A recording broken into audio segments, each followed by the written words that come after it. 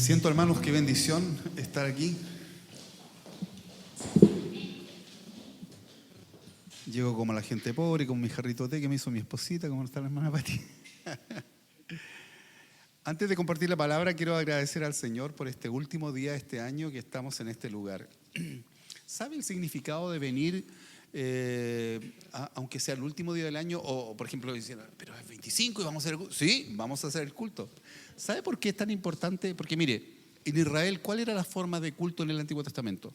Los sacerdotes elevaban, por supuesto, hacían un fuego donde se hacían el sacrificio.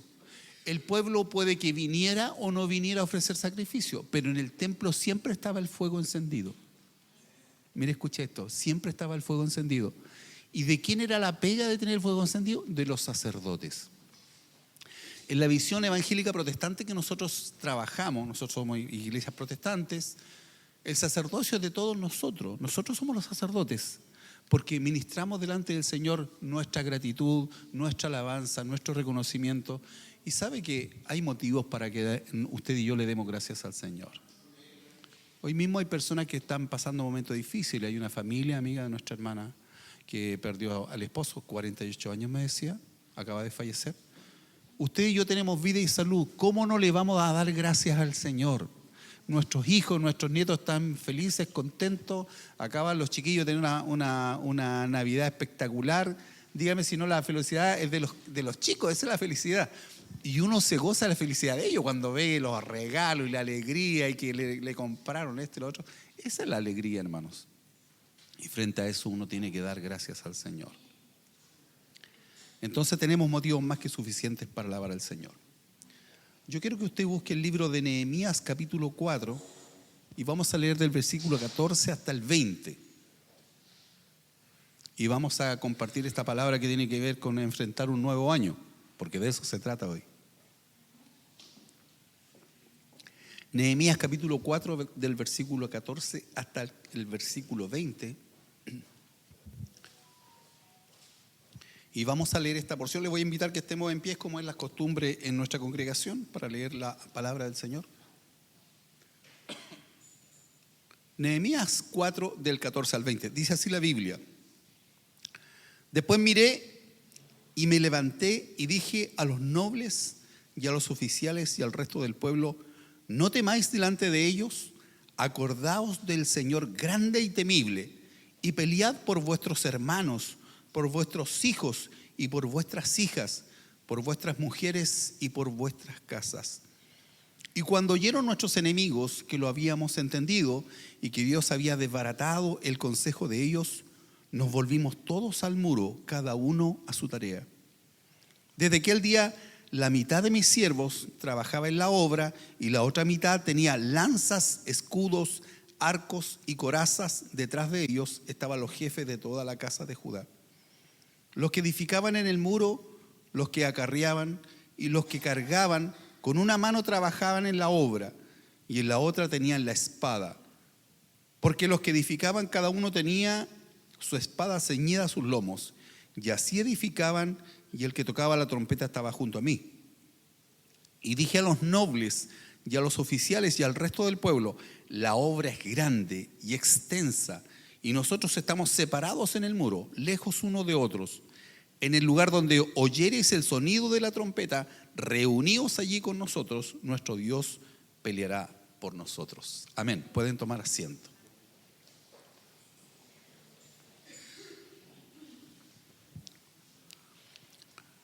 Bueno, primera observación, vamos a eliminar de las canciones de esta iglesia al menos 2 de los coros que cantaron hoy día, porque lo primero que salen cantando los cabros: los muros caerán. ¿Qué es eso, hermano? Nosotros estamos construyendo los muros y ustedes dele con que los muros caerán. No, si creemos que, Fernando, si se caen los muros, no sé, ahí estamos preocupados. Pero ¿cómo vamos a estar cantando los muros caerán? Hermano, inventen una canción que diga edifiquemos los muros. Hay una que dice a edificar la iglesia. Eso. Hermano, ven y ayúdame. Esas canciones vamos a comenzar a cantar en esta iglesia, porque ¿cómo eso que los muros caerán? Escuché en 2 canciones que los muros se van a caer, así que prohibida las canciones de los muros que se caen, hermano. Vamos a hablar de los muros que se construyen.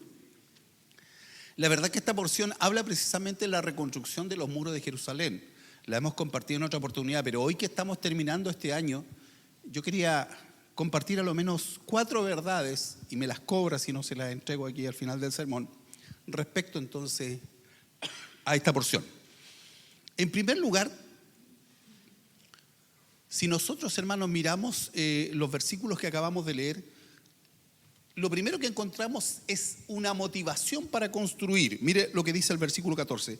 Después miré y me levanté y dije a los nobles y a los oficiales y al resto del pueblo: no temáis delante de ellos, acordaos del Señor grande, temible, y pelead.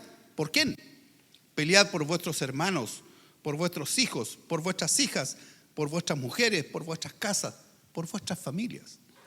Así que si usted necesita una motivación para el año que se viene, aquí está la motivación. Nosotros estamos terminando el año académico del Instituto Bíblico y estamos justamente en un ramo que es de interpretación bíblica. Y la verdad que una de las cosas que nos interesa siempre es que si vamos a enseñar algo, esté en absoluta concordancia con lo que dice el texto. Uno de los principios fundamentales es tratar de vivir y practicar una vida de acuerdo a lo que dice la palabra. Cuando se levantan los muros, ¿a qué acude Nehemías? ¿Qué le dice al pueblo? ¿Sabe por qué hay que edificar? ¿Sabe por qué hay que ponerle el hombro? ¿Sabe por qué hay que hacer esfuerzo en esto? Porque en lo que está en juego es el futuro de nuestra familia. Entonces creo que lo hemos compartido en más de una oportunidad. Muchos de nosotros estamos construyendo, pero si hay una cosa que a mí me alegra es ver, el sábado estuvo el Mateo metido con nosotros todo el rato, y él andaba, por supuesto, un poco jugaba a la pelota y después andaba con la pala ahí repartiendo un poco de material. Pero era simpático verlo, porque estoy seguro que Mateo, siendo un niño pequeñito, yo me acuerdo de cosas de ese tiempo. Me acuerdo del tiempo cuando yo tenía la edad de Mateo, cómo iba con mi abuelo a la iglesia, cómo me tenían una banquita chiquitita y me tenían unas cosas, lo más alto que llegaba uno en la música era el triángulo. Era una cosita metálica, uno le iba pegando al ritmo de la canción, el triángulo. Y ahí cuando uno estaba en el triángulo ya estaba en el coro, entonces era importante tocar el triángulo. Yo en ese tiempo ni siquiera me alcanzaba para el triángulo. Habían unos palos con unas chapas de cerveza de la Malta y de la Pilsen en ese tiempo. Mire el uso que le daban los hermanos a las chapas a la cerveza. Entonces uno decía, ¿cómo llegaron estas chapas a la casa de un evangélico? Era medio raro el tema, pero ahí con esos hermanos, entonces no habían panteros modernos como la de, pero con un palito, con unos clavos, unas tachuelas le ponían y ahí uno le metía color al tema de la música. Pero yo me acuerdo de ese tiempo. Entonces cuando yo veo al Jorgito, o veo a la Dani, o veo a los niños pequeños que van y ven, ellos van a poder contar la historia. Van a contar la historia de un pasado que para nosotros es un presente. Y van a decir, no, si yo venía con mi papá, yo estuve aquí cuando esto todavía no estaba, no había muros, y ellos van a contar esa historia. Entonces, si usted necesita algo, si usted necesita una motivación para el año que viene, aquí está la mejor motivación, lo tiene la palabra del Señor. Nuestros hijos se merecen el esfuerzo que hagamos. Nuestra familia, nuestra descendencia se merece ese esfuerzo, hermanos. La motivación debe ser nuestros hijos. Piensen en sus hermanos, en sus hermanas, en sus mujeres, en sus hijos y en sus hijas. La motivación debe ser nuestra familia. Si hay algo que en este tiempo nosotros debemos reconocer, que lo que se viene, lo que vamos a hacer, hermano, tiene que ver precisamente con el futuro que le vamos a dar a nuestros hijos. Las dificultades que estamos viviendo, las luchas que está viviendo la familia, no es una cosa extraña. No hay que ser un experto en sociología para darse cuenta de los cambios que se están produciendo. Y no hay que ser un estudioso para darse cuenta el peligro en que estamos viviendo, la sociedad en que estamos viviendo, una sociedad extremadamente insegura. Y muchas cosas que parecían como tan lejanas de nosotros. No, eso pasaba en otra parte, ahora pasa actualmente acá. Entonces, ¿dónde está el refugio? ¿Dónde está la seguridad? Tenga a su familia cerca del Señor. Busque a Dios, reúna a su familia. No solo, no deje de venir al culto, que es nuestro momento de adoración. Reúna a su familia en su casa. Tenga un momento de oración. Que no empiece la comida sin poder dar gracias al Señor. Que la presencia de Dios esté en su casa. Porque la vida cristiana no se remite exclusivamente al día domingo, un rato aquí en el culto. Nosotros, si no somos cristianos 24/7, no somos nada, hermano. Entonces es importante que nosotros entendamos cuál es la motivación. ¿Por qué yo voy a enfrentar un nuevo año? Porque detrás nuestro hay gente que nosotros tenemos que formar. Están nuestros hijos, están nuestros nietos. Y les digo una cosa, el enemigo, yo le digo siempre, me dice, todos ustedes están pedidos. todos ustedes están en riesgo, todos ustedes están en peligro, sean prudentes. Cuando uno manda a los hijos, le dice, ya, papá, ocupa el auto, sé cuidadoso. Tenían que viajar, tienen que manejar. Yo le digo, tengan cuidado, particularmente en este tiempo. No es que uno no confíe en sus hijos, pero uno no sabe quién va viajando al lado suyo. Entonces, el llamado nuestro siempre es a cuidar la familia. Y en nuestra congregación la familia tiene un lugar preponderante. Entonces, es preocupante cuando nos relajamos, cuando relativizamos nuestra relación con Dios. Es preocupante cuando dejamos ser a nuestros hijos.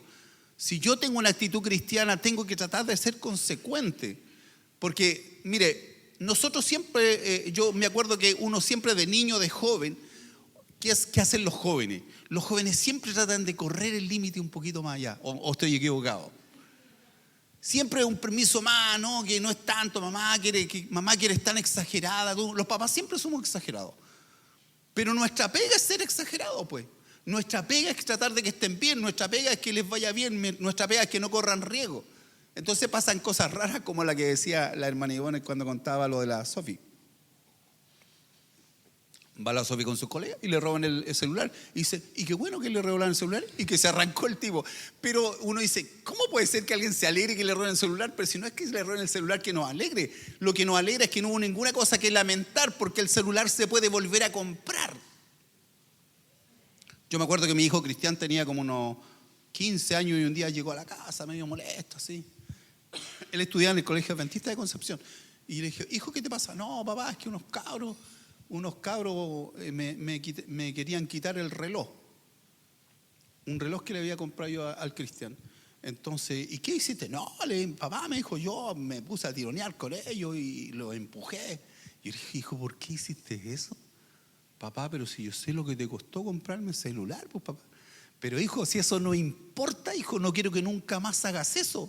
Si alguna vez tú te ves enfrentado a un peligro que alguien, papá, si eran más chicos, independiente que sean más chicos, esa gente te puede hacer un daño que yo lamentaría por un reloj. ¿Se te ocurre eso? Le dije yo, por un reloj, porque le iban a quitar el reloj. Olvídate, las cosas materiales se pueden recuperar, pero tu vida, tu salud, que te hagan un daño, que te hieran, eso es irrecuperable. Entonces, hermano, nosotros tenemos que dar gracias al Señor. Si tus hijos están bien, si tienen vida, si usted los ve contentos, si los ve saltar y brincar por los muebles y tienen la escoba, dé gracias al Señor que su hijo está bien, con vida y salud.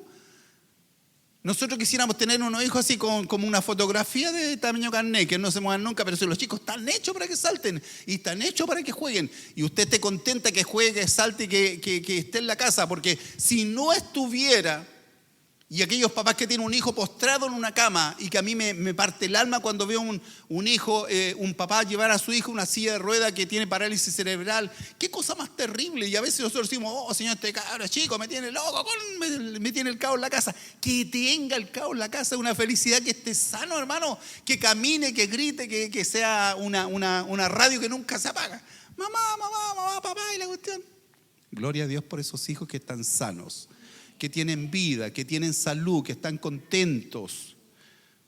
Entonces, la familia debe ser nuestra motivación. Segunda cosa, el orden de los que tienen que involucrarse en el desafío que se nos viene. Cuando la Biblia describe quiénes están involucrados en este proyecto, dice así el versículo 16: desde aquel día la mitad de mis siervos trabajaba en la obra. Fíjese, la mitad estaba construyendo, la otra estaba aquí haciendo el culto. Mire cómo se coinciden las cosas. Desde aquel día la mitad de mis siervos trabajaba en la obra y la otra mitad tenía lanzas, escudos, arcos y corazas, y detrás de ellos estaban los jefes de toda la casa de Judá. Aquí se describe a todo el mundo. La mitad trabajaba, la otra mitad estaba armado, detrás estaban los jefes, pero ¿sabe la verdad que hay aquí? Una cosa muy importante, estaban todos involucrados.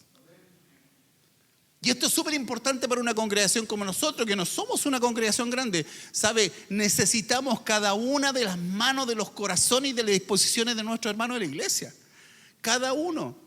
No haremos todo lo mismo, hermano. Lo hemos compartido tantas veces. Tenemos dones, capacidades distintas, tenemos atributos distintos. Entonces, de repente, yo puedo estar enseñando aquí, pero cuando yo voy y estamos en la construcción, soy como bien cero a la izquierda, porque sé pocas cosas de esas. Son otros los expertos ahí, son otros los que la llevan. Entonces, ciertamente uno tiene que aprender a reconocer los dones, las capacidades.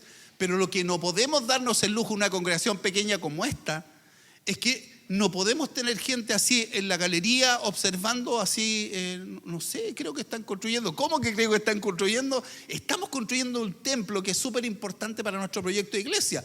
Y si usted no está ahí poniendo fierro y ayudando y haciendo mezcla, entonces tiene que estar con otras cosas. Aquí dice la Biblia que otros estaban armados, que otros estaban planificando, pero nadie se restaba. Entonces la pregunta es, ¿en qué puesto estás jugando? Porque aquí, en este equipo, es como los equipos que de repente teníamos unos equipos nosotros que juntábamos los 11 justitos. Entonces no había espacio y de repente no llegaba uno. Me acuerdo cuando a veces yo iba con el Isaí al club deportivo en que él trabajaba en una empresa llamada El Globo. Y a veces cuando llegaban a los partidos, llegaba un poco atrasado. En el camión de la empresa ya los jugadores. Y me daba mucha risa porque a mí me echaban adelante porque era el hijo, el sobrino, casi hijo del señor Isaí Rebolleo, que era el contador de la empresa. Entonces yo me iba adelante en el camión y yo miraba por una ventanita para atrás y atrás se movía el camión. Todos iban poniendo los pantalones deportivos y las medias, los chuteadores, porque iban atrasados. Entonces siempre bajaba uno chiquitito que iba a pedir unos minutos más para que no le pasaran reglamentarios, porque si no estaba el equipo le pasaban reglamentario y perdían los puntos. Entonces se bajaba el Patomino corriendo y pedía, y donde el árbitro, vestido completamente, decía, quiero los minutos adicionales mientras se preparen mis compañeros. Y con suerte a veces se juntaban los 11, entonces no nos sobraban los jugadores. Sabe, hermano, en esta iglesia no sobra nadie. Usted es importante, usted tiene cosas que hacer. Para la obra del Señor y para lo que estamos haciendo, hermano, es importante que usted se sume. Hay tantas cosas que hacer. Hay que ayudar, hay que construir. Hay hermanas que están cocinando, ricos están cocinando, los que no han ido se han perdido unos ricos almuerzos. Hay otras que están aportando, que están ofrendando, que están generando recursos. Hay otras que venden. Ustedes saben que hay gente que vende en esta iglesia, que nos ayuda a reunir plata. Hay otros que prestan cosas, hay otros que están orando, pero lo importante es que usted se pregunte, ¿dónde estoy yo? ¿Dónde estoy jugando yo? Porque lo que no puede ser es que yo esté fuera del juego. Y aquí la Biblia dice que todos tenían un rol. Unos trabajaban, otros estaban armados, otros tenían escudos, otros eran los jefes que organizaban, iban dando instrucciones cómo construir los muros de Jerusalén. Pero nadie estaba arrestado. Nadie se quedaba observando. Nadie estaba fuera del proyecto. Por lo tanto, el segundo concepto que tiene que ver con el orden, en el orden hay obreros, hay soldados, hay líderes, pero ninguno se queda detrás. Ninguno se queda detrás. Y eso es importante. Tercer concepto, ¿cuál debiera ser la actitud? ¿Cuál es la actitud que muestran estos hermanos judíos cuando están reconstruyendo el muro? Versículo 19. Dice, y dije a los nobles y a los oficiales y al resto del pueblo, la obra es grande y extensa.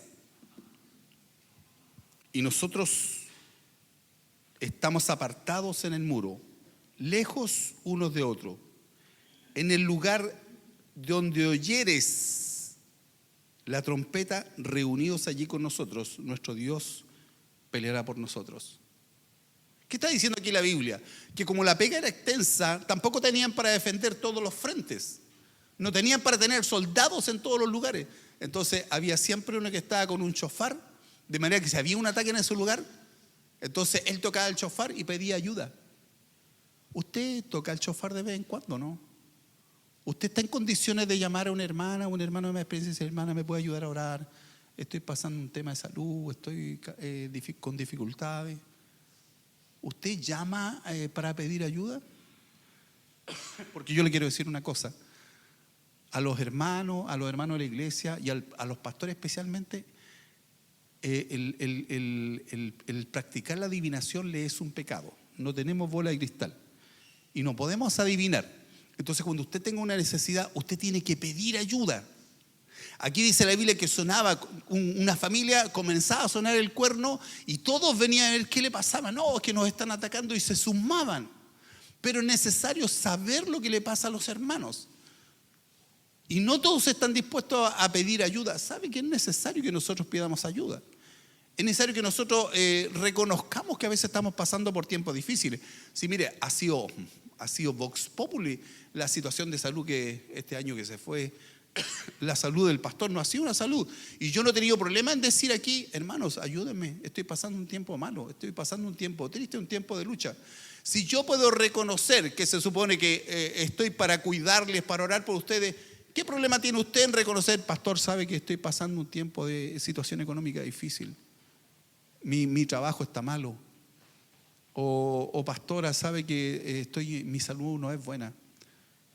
A lo mejor por eso usted me ha visto menos en la iglesia, pero avisar lo que sucede, porque realmente la única forma es que oremos los unos por los otros y que no nos sintamos simplemente que estamos como huérfanos, porque lo que no puede pasar es que en una congregación alguien se sienta como abandonado. Debiera nosotros estar atentos a lo que sucede con nuestros hermanos. Aquí la Biblia dice que cuando alguna familia que estaba construyendo el muro se sentía que iban a atacarlo, lo que hacía era pedir ayuda. Pidamos ayuda. Si tenemos una necesidad, pidamos ayuda. Pidamos a los demás que oren por nosotros, que nos apoyen, que oren por algún problema personal, algún problema familiar, algún problema económico, algún problema de salud. Tenemos que tener la capacidad con humildad para pedir ayuda. ¿Qué problema? ¿En qué no nos podemos desmerecer en reconocer nuestras limitaciones? Si nosotros somos súper limitados, hermano. Somos personas que de repente podemos pasar tiempos de tristeza. Entonces no pelee solo su batalla, nunca. Cuando esté pasando una dificultad, toque el cuerno, pida ayuda a una hermana, a un hermano. Si usted cree que los pastores son merecedores de confianza, llame a los pastores y diga, pastor, esto está pasando, por favor, ¿podría conversar con nosotros? ¿Podría venir a nuestra casa? Si nos vamos estaríamos en problema. Pero no diga que no nos vamos si no tenemos idea de lo que usted está viviendo. Necesitamos nosotros como iglesia mantener esta relación de apoyo unos con otros. Todos necesitamos esforzarnos y pedir ayuda cuando estemos pasando dificultad. La actitud es buscar apoyo, la actitud es no quedarnos solos, la actitud es expresar nuestra necesidad. Y finalmente, un solo espíritu. ¿Cuál es el espíritu que muestra aquí el texto de la palabra?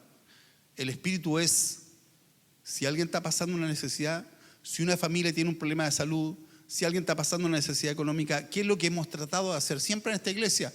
Todos vamos a hacer lo que nos sea posible por ayudar a nuestro hermano.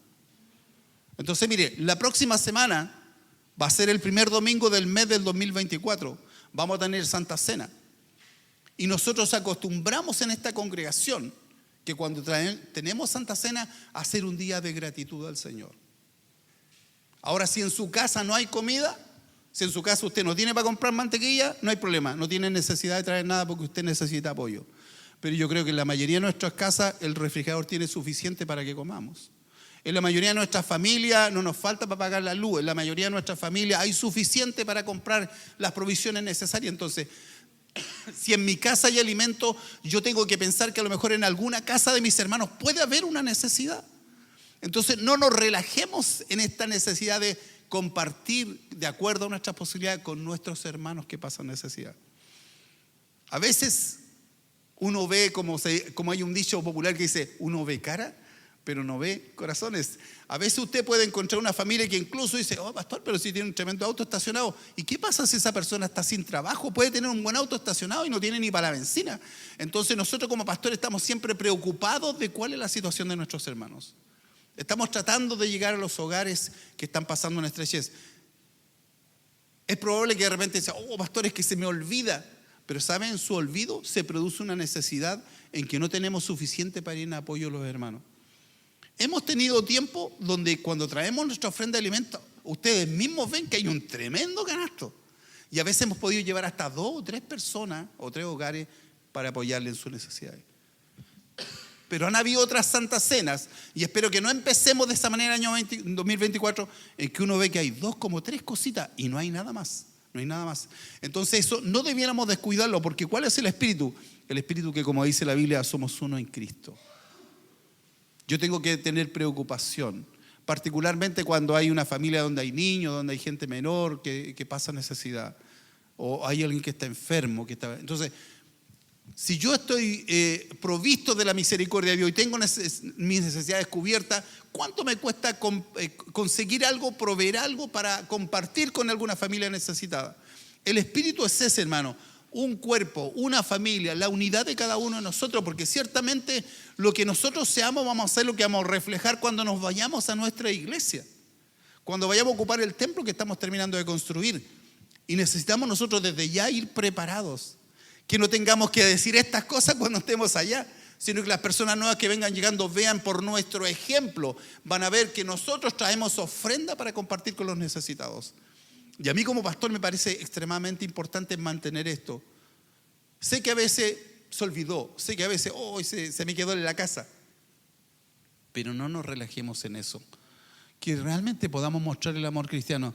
Usted no sabe el privilegio que tiene uno como pastor de llegar a una casa y le dice: hermano, hemos querido traer esta ofrenda de los hermanos.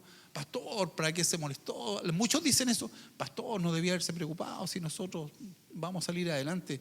Pero igual uno después, hermano, entienda que esto no es que le traemos comida, le traemos una ofrenda. Es algo del Señor. Entiéndalo como una bendición de parte del Señor y vamos a orar. Y qué lindo poder orar por una familia que a lo mejor está pasando estrechez.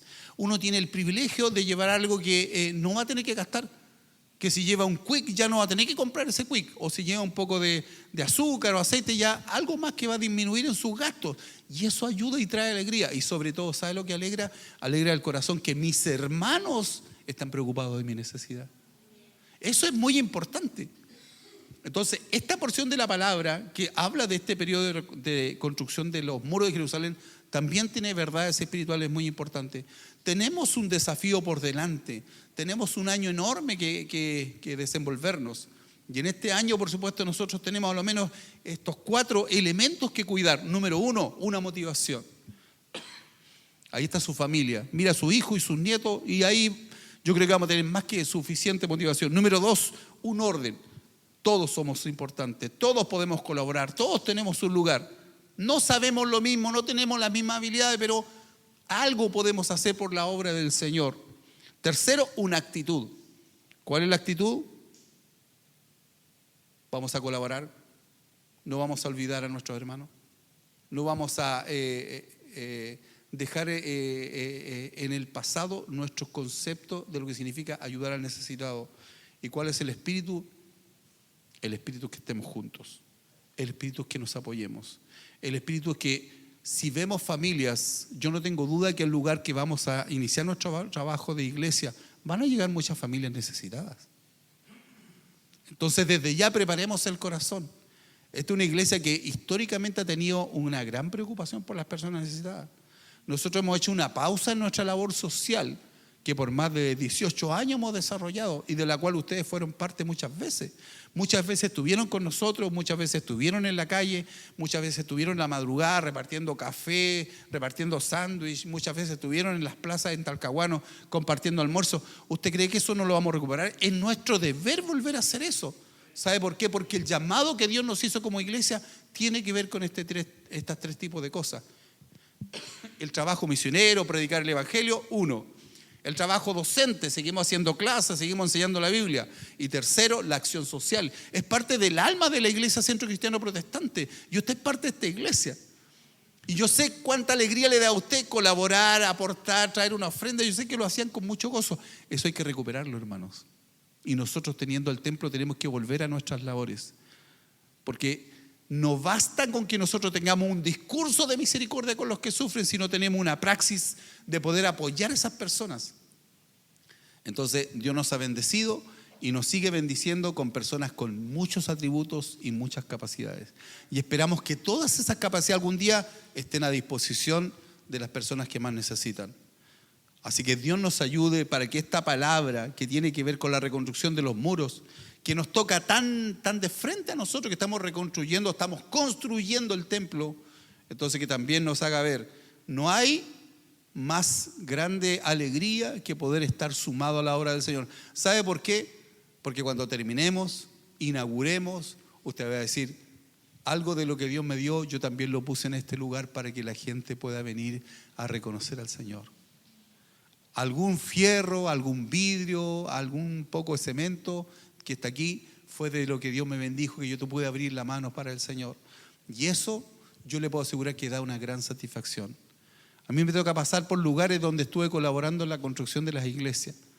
Y uno pasa por ahí y dice, chuta, pensar que yo anduve arriba de la cercha esta cuestión cuando era bastante jovencito y este templo todavía está aquí. Independiente que uno no esté ahí, el Señor me llevó a otro lado, a otros trabajos, pero ahí está el templo. Y ahí se sigue predicando el Evangelio y todavía está la gente alabando y sirviendo al Señor. Y ahí le pusimos el hombro, ahí estuvimos haciendo concreto cuando teníamos harto ñeque para hacerlo. Y uno puede decir eso.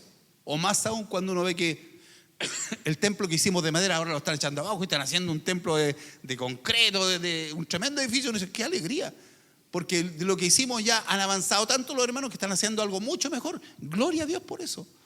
Pero te queda la satisfacción que dice, yo estuve. No me lo contaron. Yo lo viví, como dice mi esposa. Que no te lo cuenten, vívelo. Y nos da mucha alegría, hermano. Hoy día nosotros pasábamos por fuera porque por la ruta que hacemos, pasamos por fuera del templo. Y ya el templo entonces se ve de otra manera. Ayer se terminó toda la parte delantera y hay como toda una visera que tiene muy bien bonito. Yo sé que había como un horror cuando le dije que el techo iba a ser o rojo, o verde, o blanco. Y estaban todos aterrorizados, pero Dios nos permitió ahí, Fernando, ahí los hermanos lograron cotizar un techo súper lindo, muy elegante, se ve súper lindo. Entonces, qué lindo que estemos todos esforzándonos, pero eso es muy importante, que lo hagamos todos. Usted es importante en este lugar y ese es el Espíritu. Vamos juntos, que Dios puede bendecirnos. Póngase en pie, vamos a orar al Señor.